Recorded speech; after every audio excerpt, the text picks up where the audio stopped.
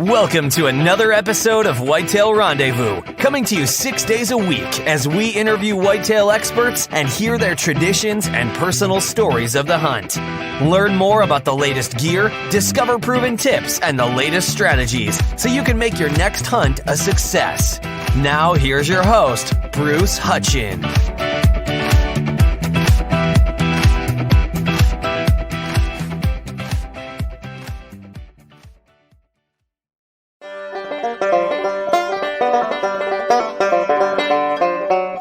Welcome to a special edition of Whitetail Rendezvous. This is Spotlight Wednesday on Whitetail Rendezvous, and I'm with the co-founders of Quest Hunt Co., Jeff DeCarlis and Phil Collier.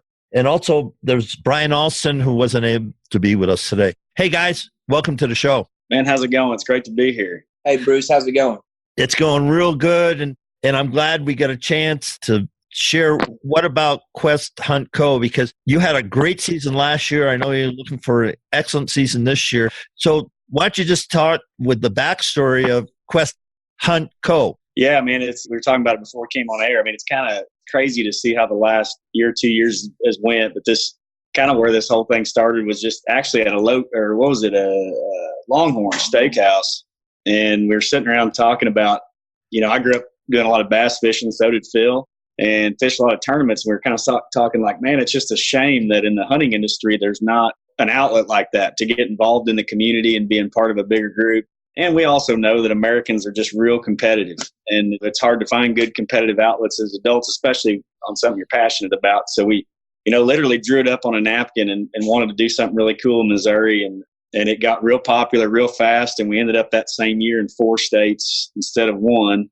And then, ultimately this year we're in 7 states, headed to 14 to 15. But it really was just an idea, how can we grow the business, help the industry grow, get more people involved, and, create a real good community atmosphere. So we built on that kind of the same way you think about a fishing tournament, just a buddy bass style. It's a 2-man team, total gross inches, your 2 best deer. And we felt like that, really evened the playing field a little bit. You didn't need a 190-inch deer to win. You just needed 2 good average deer, and we saw that come true last year. And so we put a lot of time and effort into planning this and making it a really cool event. And I think it was very well received, and we had a great 2018. And this year, I think we're already ahead of where we were last year already. It's pretty cool. Pretty cool to see the people really embrace the concept. And we wanted to do some cool things. We wanted to, number one, be worth a ton of prizes for people. We didn't want it to be small or a little jackpot, so we built kind of a $50,000 prize pack per state, and each one of these states we're in has its own tournament. They're standalone. But at the same time, we wanted people to be a part of a membership, kind of this community, and give them access to some phenomenal products at great prices. So we built just a pretty awesome buying group, and we've got about 35 sponsors now in our second big year that have come on and offered products up to 40% off. And then lastly, just the whole community and bringing it together at the end of the year as a big banquet. We did a country music show last year and gave out $250,000 worth of prizes. So it was pretty cool. But that's kind of from its very humble beginnings to an idea, thinking maybe it might be a good hobby for us and an opportunity to get more involved in the industry, to now being full time for us, and it's a job. It's pretty awesome to see where we're at today. Wow. Phil, when you guys sat down at the Longhorn Steakhouse, did you ever envision just in a couple of short years you'd be where you're at today? Honestly, probably not. I mean, everybody's got big dreams, and we're no different than anyone else. But Brian and Jeff and myself, we're just 3 regular guys that love the outdoors and whitetail hunting in general. And that's one of the things that we envisioned with this whole idea was we wanted this to be an event for everyone. We didn't want to exclude anyone. We wanted it to be very simple, and we've kind of kept to that and building on this community with Quest. I mean, it's turned into something really special. Yeah, it sounds like it. And you guys keep mentioning community. Now, does somebody have to join your membership, or tell me the details about if somebody was interested listening to the show, what do they need to do? Yeah, I mean, the first step is everything happens on our website. So the registration's there at www.questhuntco.com. You sign up, you find your teammate. We have a lot of husband-wife duos and father-son, father-daughter, whatever. So you go sign up there, create a team name, kind of build your little profile on there, and then you're in. It's $75 a man, $150 a team. And that gets you basically at that point, you are a member. You get immediate access to 35 companies at up to 40% off. These are companies like, Traeger Grills, Badlands Camo, Muddy Outdoors, Stealth Cam, on and on and on. You can see them all on our website. But our folks that get involved really find, we had tons of people last year telling us that they made $150, $200 getting in this tournament just on stuff they were going to buy anyway, stands and cameras and soft blinds, et cetera, et cetera. So, and you get to use those codes all year long direct with the manufacturers. So it's a pretty cool process. And at that point, you get all the updates and emails, and, we do a lot of cool promotional giveaways throughout the year, once every month, really through September, and you're automatically eligible for those. And so it's really just a matter of going to the site, checking out the rules in a little bit more detail. And Phil hit on a point earlier. When you say the word tournament, a lot of people get intimidated. I remember when I fished my first bass tournament, it was on location. You're in there with 50, 60 other boats trying to launch. And we really wanted this to be so unintimidating. So once you sign up, you just hunt how you normally would hunt. If you're a public land hunter, you hunt on public land. If you got a family farm, you hunt on a family farm or a lease or whatever. And our tournament runs from basically mid-September through mid-January. So it's any weapon. These teams are notified when they sign up. They can score up to 3 deer per team, and it's total gross inches of your 2 best. And, that's basically how you get involved. And then just, during the fall months, the tournament runs, we run a real dynamic leaderboard on our website. And that ended up being where a lot of the fun was. Yeah, that's the leaderboard. It kind of brings back the days. I don't know about you, Bruce, but in Missouri, we used to have actual check-in stations. And that for was whitetails. Yes, for whitetails. Yeah, that's the same we had in Wisconsin. Yeah, so that was an awesome time every year. Like I remember growing up as a kid, we would hunt of the morning of opening day of rifle season, and then everyone would hang out at the check station the rest of the day until it was time to go back to the woods that afternoon. So everyone wanted to see what everybody else was harvesting. So this leaderboard kind of brings that back in a way. It was really cool. You could see people just looking at the leaderboard constantly throughout the tournament and how that leaderboard would change. And through that leaderboard, there's actually pictures of all the deer that are harvested, unofficial scores, counties where they were harvested. So it brings back those days of the old check station, and it's a really cool aspect. One question. So I hunt with a crossbow. Is there a separate crossbow division and a muzzleloader division? How do you do that? So we didn't separate out any of the divisions. Like Jeff said, we wanted to keep it very simple. We didn't want to exclude anyone. So basically, whatever is legal at that time in your state, you are legally able to hunt with in our tournament. So if it's crossbow season and you harvest one with the crossbow and your teammate harvests one with a rifle during regular rifle season, we're just looking for the best gross score of your 2 best deer. So at the end of the year, that's when the big prizes are given out, because you have to go through the end of the season in January, because some places, I know Iowa has a January season and other places do. So you got late seasons. So you have to wait. You start in September and go all the way through the close of the last season in your states that you represented the tournament is on. And then you add up the gross scores. Is that correct? Yep, that's exactly it. And so what we do is when you sign up, you get a pack in the mail, and we use trophy tape. It's a great product. And you score them at home. You have to submit a couple pictures, which is real self-explanatory on the website, and that becomes your unofficial score. And then when we bring everybody together at a banquet at Quest, actually, we do our own trade show here in Missouri in February. Mm-hmm. And everybody comes for these 3 or 4 states around here. Everybody comes together. They bring their deer in. They get measured officially. And then we always tell people, man, this is probably our most 100% of our most popular question or most reoccurring question we get is, how do you keep everybody honest? And so just like a fishing tournament, everybody has to take, a lie detector test when they get here. And so we do the official scoring, and the top 10 teams per state, they're subject to a lie detector test. And last year, knock on wood, for this year, we had no failures. But we tell people that in advance because it's real important we keep the integrity of the tournament. And it worked real well last year. Yeah, so. Absolutely. Jeff, he pointed it out. It was one of our most asked questions last year. And we wanted to keep the tournament, the integrity level high. And that's one of the ways we could do it. And Jeff and I, both being from the bass fishing world also, we've seen guys that have not passed those lie detectors tests in big tournaments. And trust me, you don't want to get embarrassed on a big stage. So we kind of put that out there early and hope to keep those type of participants away. And luckily last year, like Jeff said, we had everybody pass, so it was a good thing. Yeah, because that immediately came to mind. There's a lot of ways to win the tournament, but lose credibility. Yeah. Right. Let's leave it at that. And so it sounds great. And what Brian was saying, just an idea, and now this thing's just completely blown up. And again, what's your website? Tell people how to get involved. Yeah, I mean, www.questhuntco.com. I mean, there's tons of information on there. And a lot of people get even more information from us just on social media. So we always tell people to follow us on Instagram and Facebook. We release a lot of videos on there. We've got a YouTube channel. Giveaways. Yeah, we do a ton of giveaways. But this month we're giving away a big cooler, hard cooler, and a Drifter 20 soft cooler. And last month we gave away Vortex. We gave away 2 sets of Diamondback binos. And so our sponsors really come up in a big way, and they've got big giveaways every month through September. So those are all on social media. But to get more information about the tournament, yeah, the website's a good place to go. They can always reach out to us, DM us on social media. We answer every single one of them. And so if you have questions or whatever, it's a good way to get involved. And then really for the next 4, 5, 6 months, we're on the road every week. So we've got events. Phil heads up our event schedule, and we've just got event after event after event. Some of them are farm fest, parking lot events, trade shows, bow shoots, all that good stuff. So don't be surprised if you see us. You don't see us in a town near you over the next few months, because we'll be putting some miles on some trucks. Say, let's talk about community.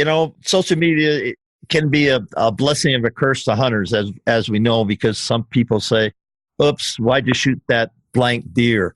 or whatever, and we're not the best of friends. So how are you trying to allow Quest Hunt Co. to kind of rectify that? Person's a hunter, they're a hunter. Doesn't matter what weapon they're doing.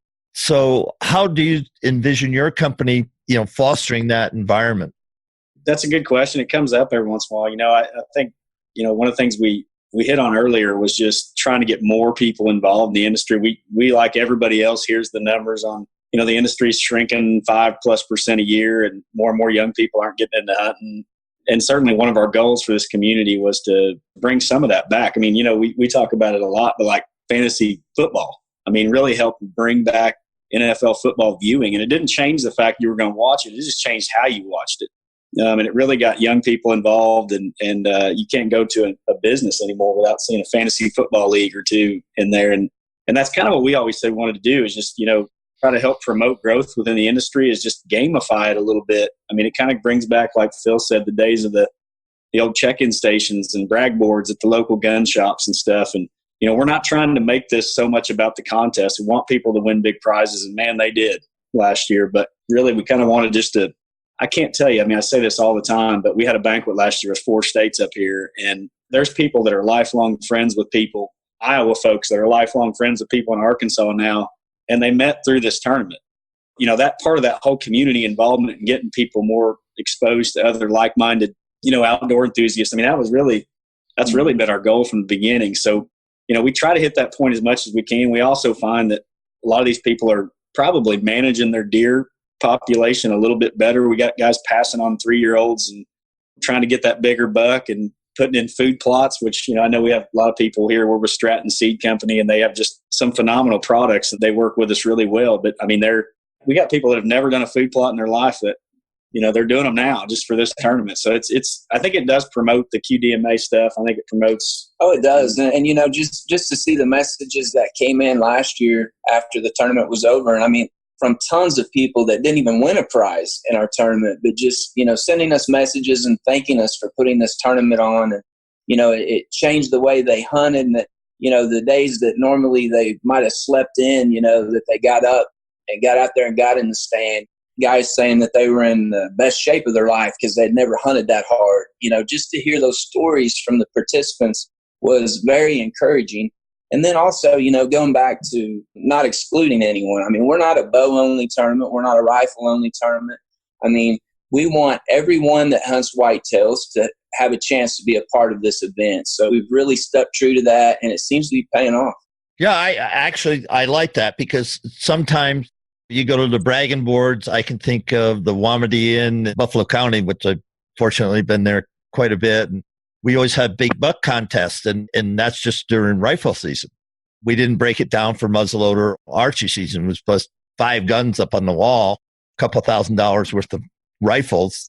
That's what it was. But it always, the community, and and I know in small towns, you put the buck in the back of your pickup truck and lower the lower the tailgate. And yeah, burn some diesel.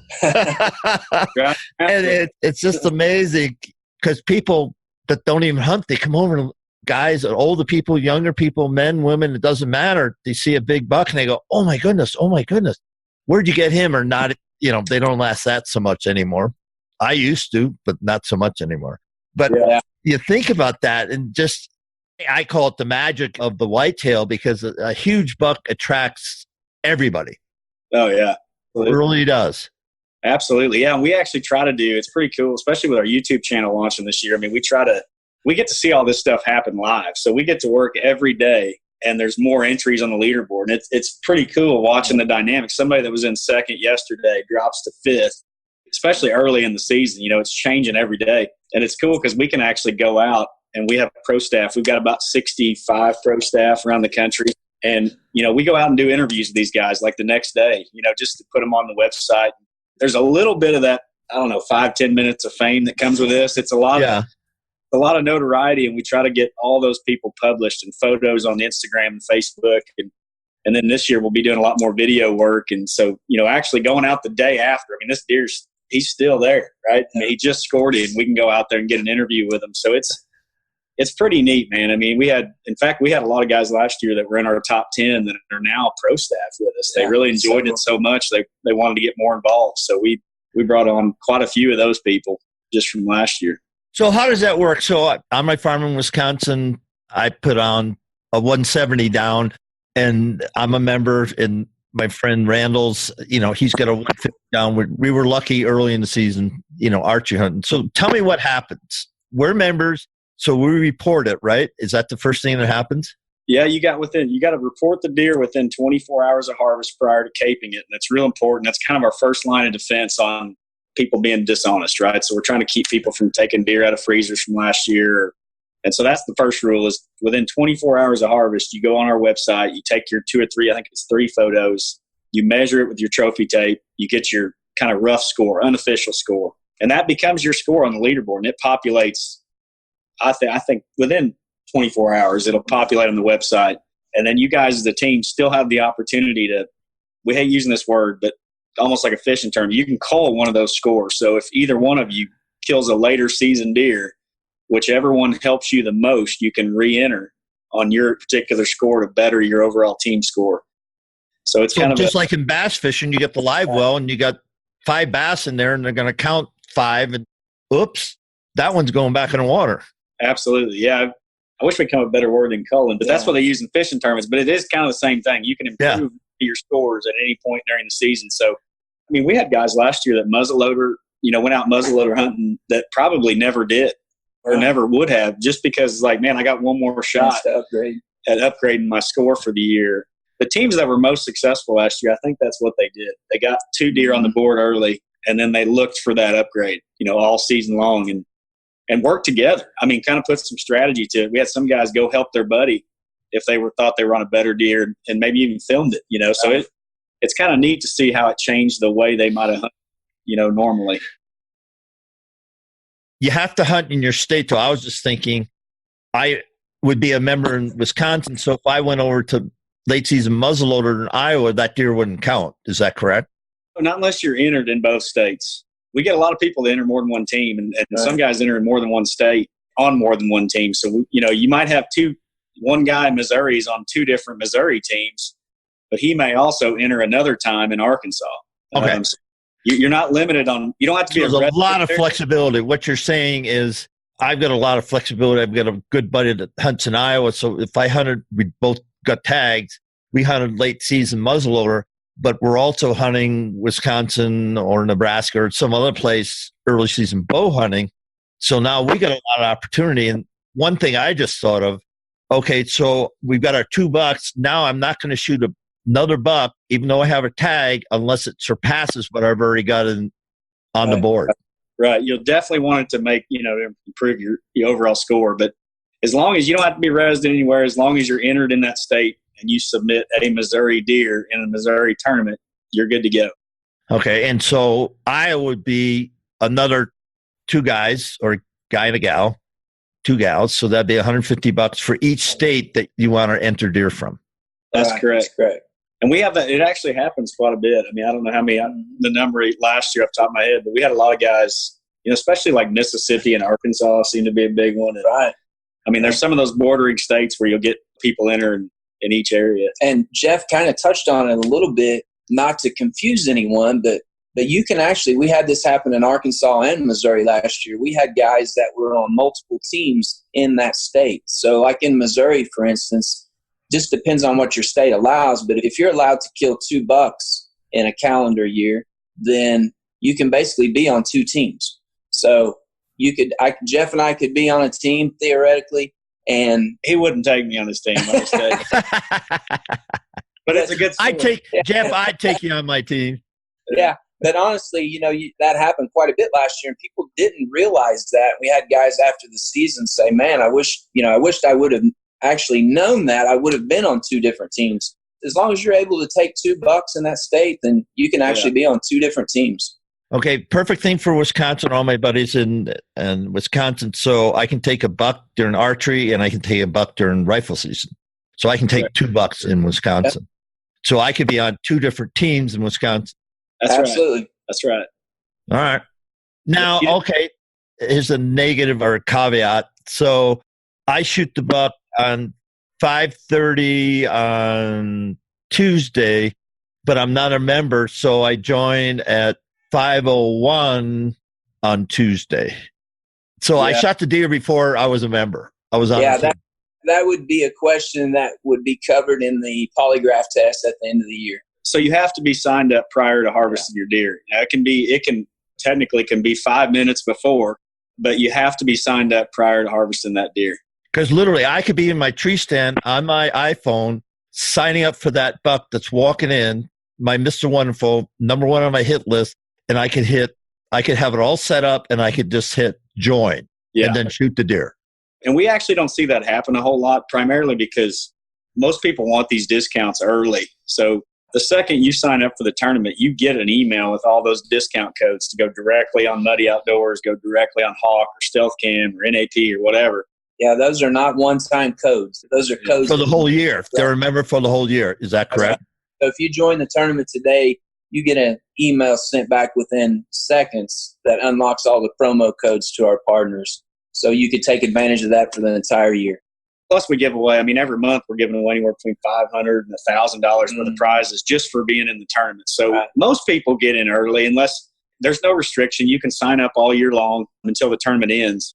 But we probably see 70 or 80% of the people sign up prior to because they're wanting to buy gear, they're wanting to buy stands and cameras and stuff prior to season. So that's typically what we see. But occasionally, to your point, we'll see somebody that signs up like the morning of their kill, or they go on the day before, pull their cameras, and they've just got a monster 3 days in a row. You might get one a day in advance or something like that. But I think basically 90% and it's probably higher of us want to do it right. Yeah. And every year we hear of somebody who go, what were they thinking? We understand that in the industry, but I think the 3 of us are sitting around, we're going to go out, we're going to hunt hard, we're going to get what we get, and that's the way it is. And so... Yeah, we tell people all the time, too. We do the polygraph, the lie detector test at year end. And, we tell people we're not trying to trick people. We had guys come in and be like, man, I'm pretty sure it was safe light, but it was close. And those aren't the kinds of things we're trying to catch. We don't want to scare people. We're looking for flagrant, real obvious things that it's like, you just didn't do it right. You screwed the pooch. You just screwed the pooch. That's all. Yeah. So we try to tell people it's not an intimidating thing. It's just, if you did it right, you followed your state rules, you're fine. You're going to do great. But I suspect at some point we hate it. We hate even thinking about it. But at some point we're going to run into somebody that didn't. So, but right away, all I have to do is talk to them for 30, 90 seconds. Something ain't right. You guys will know that. Oh yeah, exactly. You've been around way too many people. It's not that hard. Right. It really isn't that hard. But let's move away from that. So really, when I sign up and me and Randall sign up, and so $150 for Wisconsin, and then we go, okay, now we're in the tournament so we can win all the year-end prizes. So there's a Google, like you said, what, $50,000 worth of prizes at year-end per state? Yeah, we pay, everything's per state. We pay out 10 places. First place this year, just like last year, gets a pair of Polaris Ranger side-by-sides, which is pretty cool. And then, there's some other little trinkets in there. And then second place, I believe, is blinds. We're giving away 56 Matthews bows this year across 7 states. We've got Traeger grills, Grizzly coolers.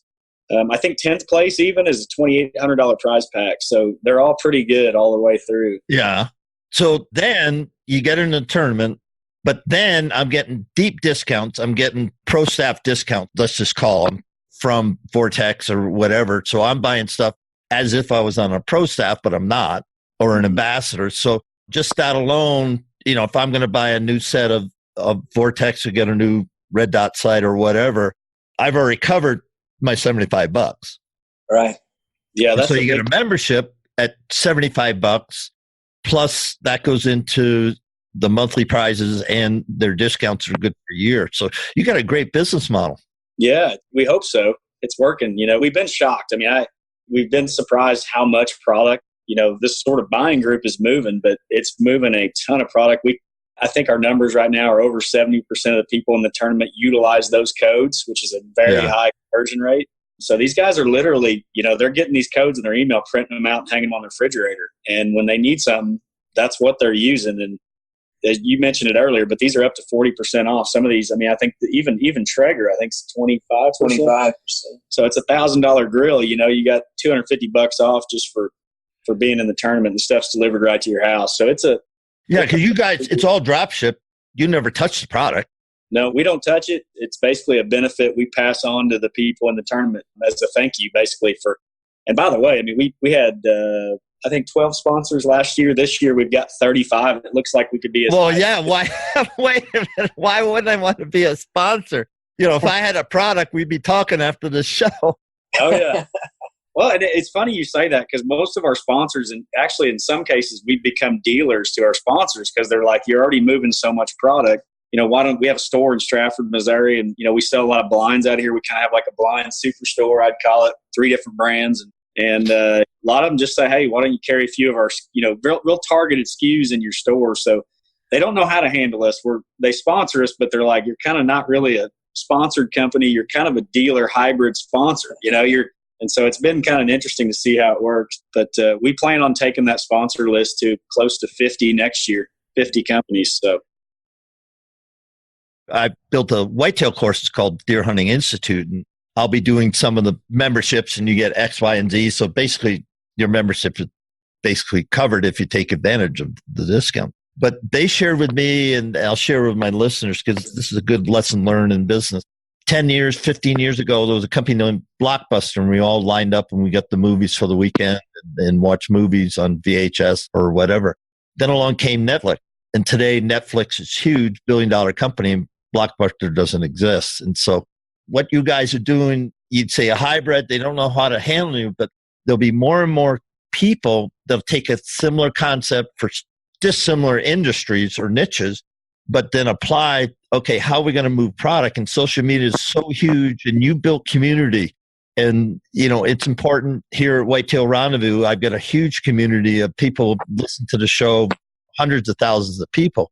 And you think about that, and you think about, okay, how can you tap into that as a company? And it changes the way companies do business. And so I just salute you. You guys, you're really on the cutting edge, and I just wish you nothing but the best, because I'm going to talk to Randall's, and I'm going to say, okay, let's throw $50. We got a couple of 160s on the farm, and I know a couple of bigger deer on public land that I hunted last year that just they're ghost bucks. And my buddy shot over the back of Bullwinkle last year. He hunts traditional archery, and he had him at 20 yards. And for whatever reason, he shot over his back. And he's up there. Let's just leave it at that.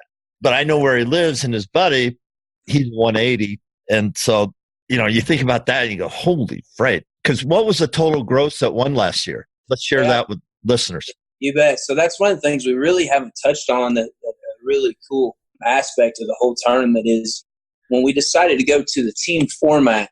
it kind of levels the playing field somewhat, you know. And where we're from in Southwest Missouri, we're not typically the big buck part of the state. You got to go north and, you know, for the bigger bucks, you know, and stuff. So the guys around home here, how are we going to compete with North Missouri? You know, well, this played out time and time again. And what we saw happen last year were it's a team event. So you got two guys that have to kill pretty decent bucks now.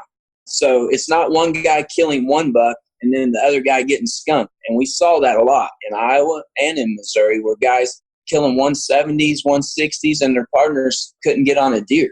So it really actually levels that playing field quite a bit by going to the team format.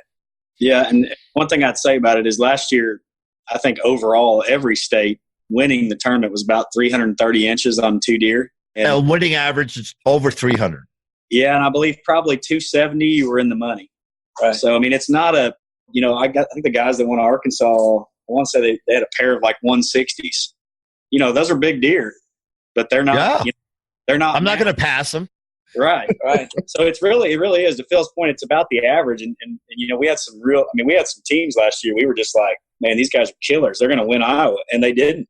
And because, like he said, went out and did what they normally do and killed 170 inches, and the other guy, partner got skunked. Yeah, the other guy got skunked, and the other guy, you know, he's good for a 160 for the last 20 years, from what I'm told. So, but last year wasn't his year, so they end up not doing as well. And that's why we, you know, our tagline is "It's anyone's game." You know, we always tell people that on the right day, with very few exceptions. I don't know, maybe every state last year, we had some really surprised people in here that had a good year.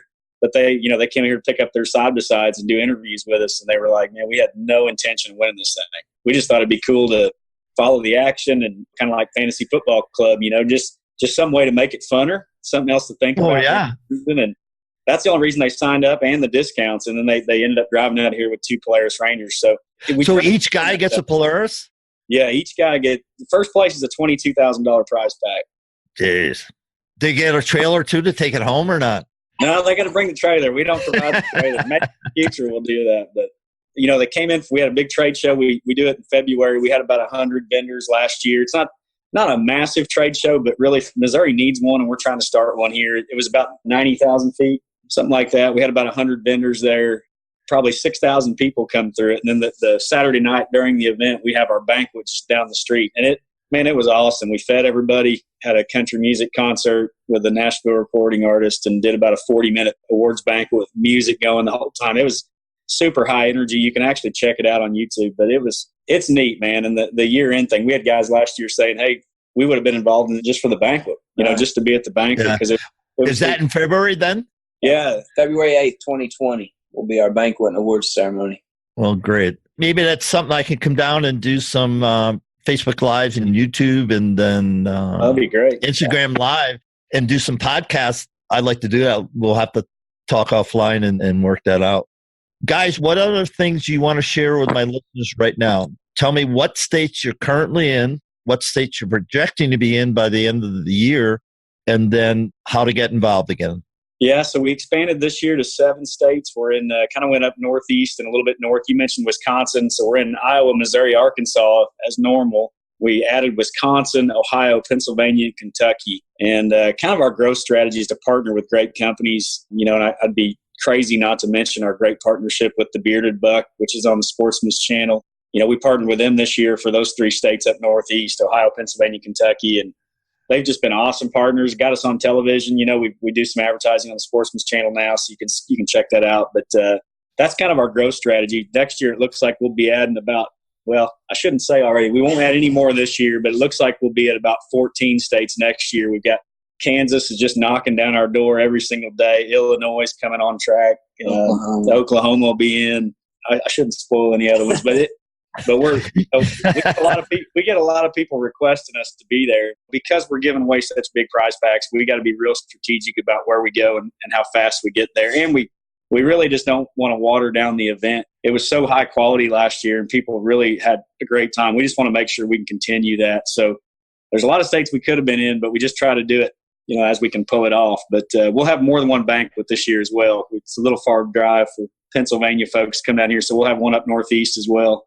So we're spreading out, and 2020 should be pretty huge for us. So Well, that's great. And I remember the days at the start of the Rocky Mountain Elk Foundation, and it just started with a couple of guys up in Montana, and then it just over the years has exploded. And listening to you guys, that's the same type of thing, because you got banquets and then you get your pro staff in each state and you run it, and you guys have to get on an airplane and, fly to these places to be there. But good on you. I mean, here's a success story, and who knows where you guys are going to take it. But we talked a lot about community, and that's resonates throughout this whole interview. And so one more time, tell people how to get involved with Quest Hunt Co. Yeah, so you can go to the website, www.questhuntco.com, and just click on the tournament button and get signed up for any of the states that we'll be in this year. And also follow us on Instagram and Facebook for all the updates and the giveaways.